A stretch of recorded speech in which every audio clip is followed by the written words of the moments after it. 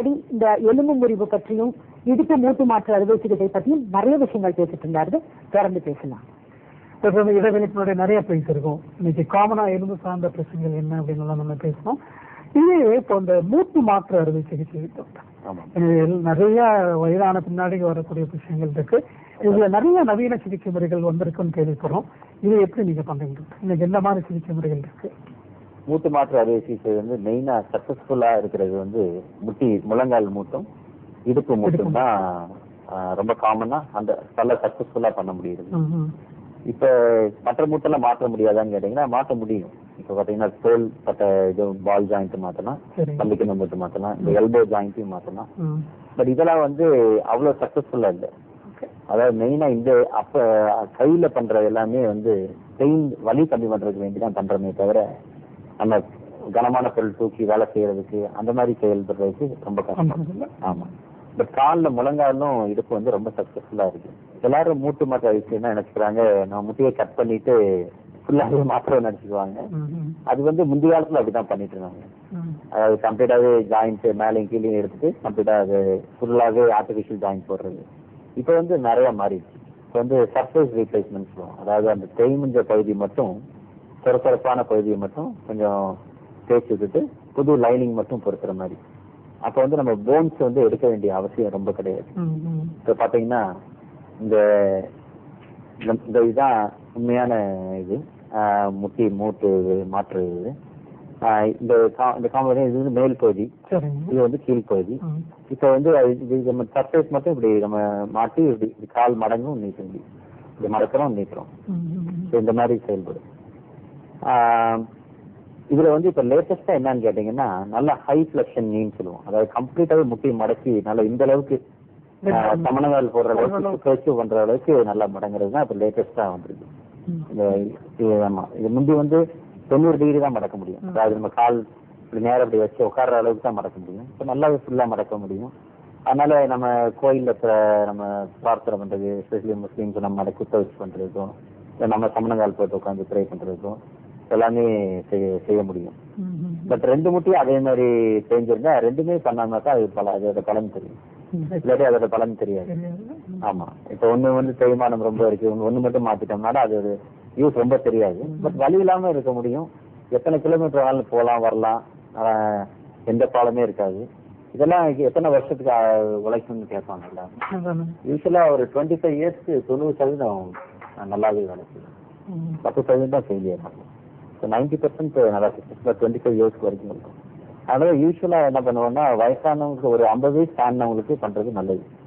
அப்போ once for all ஒரு ஆப்ரேஷன்லயே அவங்க லைஃப் லாங்கா எந்த ப்ராப்ளமே இல்லாம அவங்க ஒரு நிம்மதியா இருக்கலாம். இது முழங்கால் முட்டு. நம்ம நாட்டுல நம்ம முழங்கால் தேய்மானம் தான் ரொம்ப காமன். லேடிஸ்லயும் சரி ஜென்ஸ்லயும் அதுதான் ரொம்ப காமன்.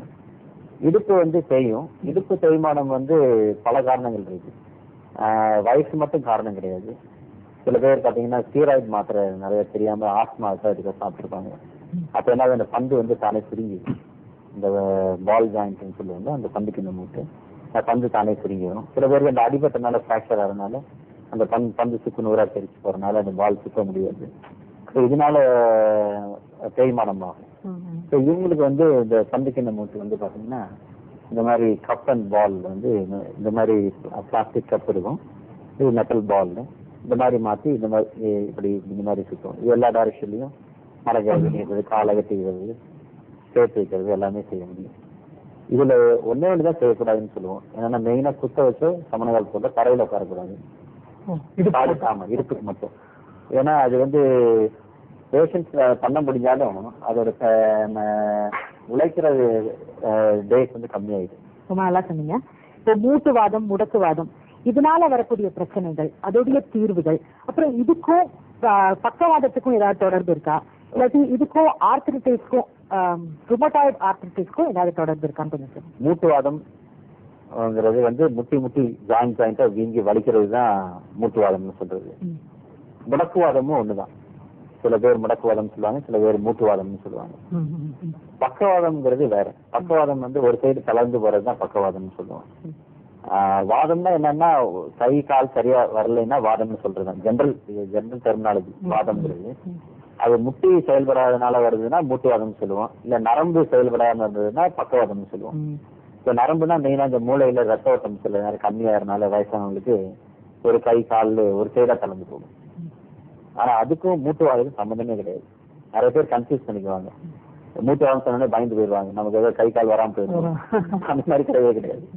அதுல மூட்டுவாதம்ங்கிறது மொழியா வீங்கி வலிக்கும். இது வந்து யூஸ்வலா நடுத்தர வயசுலதான் வரும். நடுத்தர வயசுலன்னா ஒரு 20 வயசுல இருந்து சில பேருக்கு ஆரம்பிக்கலாம். குழந்தைகளுக்கும் இருக்கு, பட் அது வந்து ரொம்ப அன்காமன், ரொம்ப கம்மி தான். மெயினா என்ன ப்ராப்ளம் வருவாங்கன்னா பேஷண்ட் ஒவ்வொரு ஜாயிண்ட்டும் காலையில் எந்திரிச்சோம்னா ரொம்ப டைட் ஆகிக்கும், மடக்க முடியாது, நீட்ட முடியாது, பெட் அவுட்டும் எந்திரிக்க ரொம்ப கஷ்டப்படுவாங்க. அப்புறம் டே டைம் ஆக உடம்பு சூடாகும் போது கொஞ்சம் நல்லா இருக்கிற மாதிரி தெரியும். அதே ஈவினிங் ஆனா திருப்பி அதே மாதிரி ப்ராப்ளம்ஸ் வர ஆரம்பிக்கும். இது ட்ரீட்மெண்ட்னு வந்து நம்ம வந்து சில மருந்துகள்லாம் சாப்பிட்டு தான் இருக்கணும் ரொம்ப நாள். இது எப்படின்னு கேட்டீங்கன்னா சக்கரை வியாதி மாதிரி. அதாவது மருந்து வந்து தொடர்ச்சியா சாப்பிட்டு தான் இருக்கணும். அது பேஷண்ட் நம்ம எஜுகேட் பண்ணியே ஆகணும். அவங்களுக்கு அவங்க நினைச்சுவாங்க டாக்டர் மருந்து கொடுத்தோன்னே அவ்வளவுதான், இந்த ஒரு வாரம் சாப்பிட்டா சரியா போயிடுச்சுன்னு நினைக்க கூடாது. அதுலயே நிறைய தப்பாகிறது. நிறைய பேர் இது எஜுகேட் பண்ணாதனால பேஷண்ட் சொல்லி தராதனால என்ன ஆகுது, அவங்க வந்து ஒரு வாரம் 10 நாள் ஒரு டாக்டர் பார்ப்பாங்க, சரியா இல்லைன்னா அடுத்த டாக்டர் போயிடுவாங்க. அப்புறம் ஒரு 4-5 டாக்டர் பார்ப்பாங்க, சரியா இல்லைன்னா அப்புறம் ஆயுர்வேதா சித்தா எல்லாருக்கும் போய் ஒரு ரவுண்ட் அடிச்சுட்டு வருவாங்க. ஏன்னா எல்லாத்துலயுமே அப்பப்போ டெம்பரரியா தான் நல்லா ஆகும், பெர்மனன்ட் சொல்யூஷனே கிடையாது. அதனால பேஷண்ட் நம்ம முதல்ல எஜுகேட் பண்ணி இது வந்து ரொம்ப வருஷத்துக்கு இருக்கும், கரெக்டா மருந்து சாப்பிட்டு தான் இருக்கணும். ஒரு நாள் மருந்து சாப்பிட்டனாவே அடுத்த நாளே நீங்க கஷ்டப்படுவீங்க அப்படிங்கிற புரிய வச்சோம்னா இந்த டிசீஸ் வந்து பரவாது. ஒண்ணு. ரெண்டாவது ஜாயிண்ட் அரிச்சிட்டே போயிடாது. அது என்ன ஆகும்னா உள்ள சதை மாதிரி வளர்ந்து ஒவ்வொரு ஜாயிண்ட்டையும் அரிக்கிறதுனால கை கால்லாம் பாத்தீங்கன்னா ஷேப்பே மாறிடும். சில பேர் பாத்தீங்கன்னா கை விரல்லாம் கோணையா இருக்கும், கால்லாம் விகாரமா இருக்கும், அப்படி போக நடக்கவே முடியாம போயிடுவாங்க, வீல் சேர்ல நான் உட்காந்து போற மாதிரி ஆயிடுவாங்க. இது வந்து ப்ராப்பர் ட்ரீட்மெண்ட் இல்லாதனால அந்த மாதிரி ஆகாம பாத்துக்கணும். இது வந்து இங்கிலீஷ்ல ரொமாட்டிசம்னு சொல்லுவோம். இந்த ரொமட்டாய்டு ஆர்த்தரைட்டிஸ் நீங்க கேட்டீங்கல்ல, அதுவும் இது ஒண்ணுதான். மூட்டுவாதமும் ரொமட்டாய்டு ஆர்த்தரைட்டிஸ் ஒண்ணுதான். இதுக்கு வந்து நிறைய வகைகள் ட்ரீட்மெண்ட் எல்லாம் இருக்கு. அது டாக்டர் கன்சல்ட் பண்ணி அது என்ன வகையான மூட்டுவாதம்னு பார்த்து அதுக்கு தகுந்த ட்ரீட்மெண்ட் எடுத்தாங்கன்னா அது வந்து நம்ம கட்டுப்பாடுல வச்சுக்கலாம். குணப்படுத்த முடியாது, கட்டுப்பாடுல இப்போ சக்கரை வியாதியை குணப்படுத்த முடியாதுன்னு சொல்றேன். ப்ரெஷர் ஒன்ஸ் வந்தா ப்ரெஷர் இருக்கதான் இருக்கு. அது மருந்து டெய்லி சாப்பிட ஒரு நாள் சாப்பிடலன்னா அடுத்த நாள் கட்டாயம் ப்ராப்ளம் தானே. அது மாதிரி அது நம்ம எஜுகேட் பண்ணிட்டோம்னா கட்டாயம் பேஷண்ட் அண்டர்ஸ்டாண்ட் பண்ணி கரெக்டா ஃபாலோ பண்ணுவாங்க. இப்போ நீங்க ஆர்த்ரோஸ்கோபி அப்படிங்கிறது இதனால கிடைக்கக்கூடிய பயன்கள் என்ன?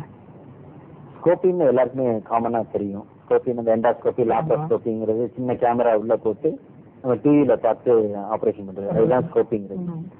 இல்ல ஆர்த்ரோஸ்கோபின்னா ஜாயிண்ட்ல அதே மாதிரி ஜாயிண்ட்ல உள்ள பிரச்சனைகள் எல்லாத்தையுமே இப்ப பாத்தீங்கன்னா இந்த ஆக்சிடென்ட்ஸ் ஆகுது, 2 வீலர் காமனா நம்ம கண்ட்ரில வந்து 2 வீலர்ல போய் விழுகிறோம், கொஞ்சம் முட்டி ட்விஸ்ட் ஆயிருது, முட்டியில முக்கியமான ஏதாவது ஜவ்வு கட் ஆயிரும், அதாகலாம். இல்லாட்டி ஸ்போர்ட்ஸ் கேம்ஸ் வேலை பாத்தீங்கன்னா விளையாடும் போது நம்ம லேண்டிங்லயோ இல்ல அட்டாக்லயோ காலோ கையோ ட்விஸ்ட் ஆகிறதுனால சிம்பிள் ஸ்ப்ரெயின் ஏதாவது ஜவ்வு உள்ள கிளியலாம்.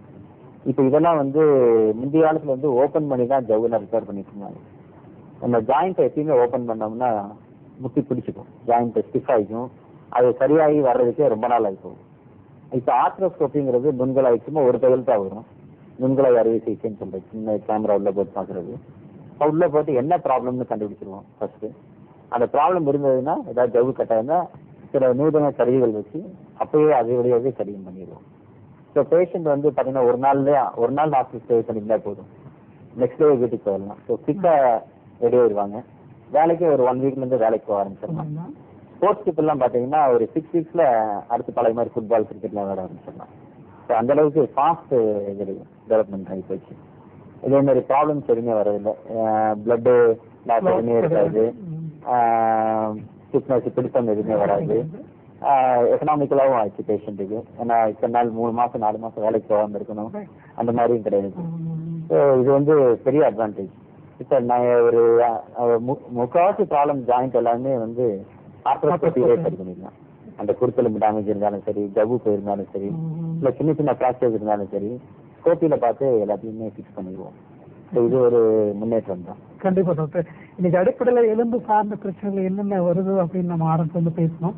இன்னைக்கு வரக்கூடிய எல்லா விதமான பிரச்சனைகளுக்கும் ஒரு சரியான தீர்வு நம்மளுடைய நவீன மருத்துவ முறையில் இருக்கு இப்ப நீங்க சொன்ன இந்த ஆர்த்ரோஸ்கோபி எல்லாம் எவ்வளவு தூரம் பயன்பாடா இருக்கு அப்படின்னு நீங்க சொன்னீங்க. உங்களுடைய மருத்துவ பார்வைகள் இன்னைக்கு இந்த எலும்பு முறிவு இடுப்பு மூட்டு மாற்று அறுவை சிகிச்சை சார்ந்த உங்களுடைய சிகிச்சை முறைகளும் உங்களுடைய மருத்துவ பார்வைகளும் இன்னைக்கு எங்க காலைமுறையில் பகிர்ந்துட்டு ரொம்ப நன்றி. ரொம்ப நன்றி. இந்த ஜெயா டிவி என்னை கூப்பிட்டு இந்த மாதிரி பொதுமக்களுக்கு ஆர்த்தோ ரிலேட்டட் ப்ராப்ளம்ஸ் என்னென்னு சொன்னது செலவிச்சதுக்கும் இங்க இருந்த குழுவினருக்கும் மனமார்ந்த நன்றி, வணக்கம். முக்கியமா நான் சொல்ல விரும்புறது என்னன்னா, எங்களோட ஹாஸ்பிட்டல்ல ஒரு ஸ்பெஷாலிட்டி என்னன்னா, கோயம்புத்தூர்ல மூட்டு மாறு அறுவை சிகிச்சை எல்லாரும் நிறைய பேர் நல்லா கேள்விப்பட்டிருப்பீங்க. பட் நாங்க என்னன்னா ஒரே சிட்டிங்ல 2-3 ஜாயிண்ட்டும் ஒரே அனஸ்தீசியால ஒரே ஆபரேஷன்லயே பண்றது ஒரு நவீனமான முறையில கடைபிடிக்கிறோம். அது ஒண்ணு. ரெண்டாவது, இந்த எலும்பு கூடாத எலும்புகள் நிறைய பேர் 3-4-5 ஆபரேஷன் பண்ணி எலும்பே கூடல சீ பிடிச்சி ஒழிக்கிட்டே இருக்கு, வருஷக்கணக்கா இந்த ப்ராப்ளம்ஸ் இருக்கு அப்படிலாம் இருக்கிறவங்களுக்கு எல்லாத்துக்குமே ரொம்ப லேட்டஸ்ட் டெக்னாலஜில அது எலும்பு கூட வைக்கிற தன்மையை கொண்டு வந்து கூட வைக்கிறோம். 20 சென்டிமீட்டர்